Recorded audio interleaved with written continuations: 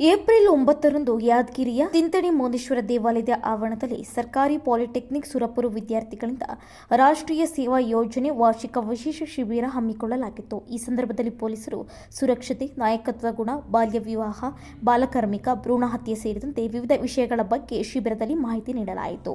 ಈ ಸಂದರ್ಭದಲ್ಲಿ ರಾಷ್ಟ್ರೀಯ ಸೇವಾ ಯೋಜನೆಯ ಶಿಬಿರ ಅಧಿಕಾರಿಗಳಾದ ರಾಮನಗೌಡ, ಕಚೇರಿಯ ಅಧ್ಯಕ್ಷರಾದ ನಾರಾಯಣರಾವ್ ಸೇರಿದಂತೆ ಮುಂತಾದವರು ಭಾಗಿಯಾಗಿದ್ದರು.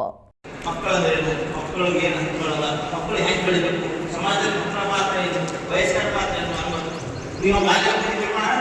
ಈಗ ಸಮಾಜ ಬಾಲ್ಯ 18 ವರ್ಷದವರೆಗೆ 21 ವರ್ಷ ಕೌಶಲ್ಯ ಬರಬೇಕು.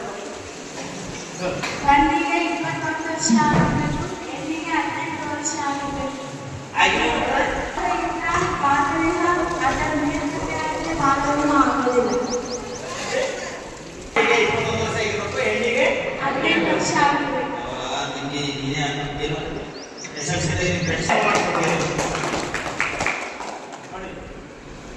ಪೊಲೀಸರಿಗೆ ಧರಿಸುವುದಿಲ್ಲ, ಪೊಲೀಸರಲ್ಲಿ ಕ್ಯಾಮ್ರಾ ಇಟ್ಟಿಲ್ಲ, ಪೊಲೀಸರಿಗೆ ಸೂರ್ಯ ಅಲ್ಲ, ಎಲ್ಲ ಕಡೆ ಬೆಳಕು ಹಾಕಿ ಎಲ್ಲಿ ತಪ್ಪು ನಡೀತದ ಅಂತ ಹೇಳಿ ಹೌದು. ನೀವು ಮಾಹಿತಿ ಕೊಟ್ಟಾಗ ಮಾತು ಈ ಬಾಲ್ಯ ಕಾಯ್ದೆ ಯಾವಾಗ ಬಂತಪ್ಪ? 2006 ಒಂದು ಕಾಯ್ದೆ ಜಾರಿ ಬಂತದ. ಆ ಕಾಯ್ದೆ ಏನಂತಪ್ಪ ಅಂದ್ರೆ ಬಾಲ್ಯ ವಿವಾಹ ನಿಷೇಧ ಮತ್ತು ನಿಯಂತ್ರಣ ಕಾಯ್ದೆ.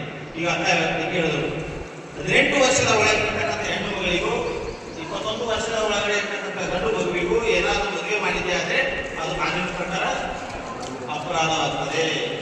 2 ವರ್ಷ ಜೈಲು, 1 ಲಕ್ಷ ದಂಡ. ಯಾರ್ಯಾರಿದ್ರಿ ಹುಡುಗಿಗೆ ಯಾರು ಕರ್ಕೊಂಡು ಹೋಗಿರ್ತಾರೆ ಮೀಡಿಯೇಟರ್, ಹುಡುಗ ಕರ್ಕೊಂಡು ಹೋಗಿರ್ತಾರೆ, ಹುಡುಗಿ ನೋಡುತ್ತ ಅವ್ರಿಗೆ ಬಿಡಲ್ಲ.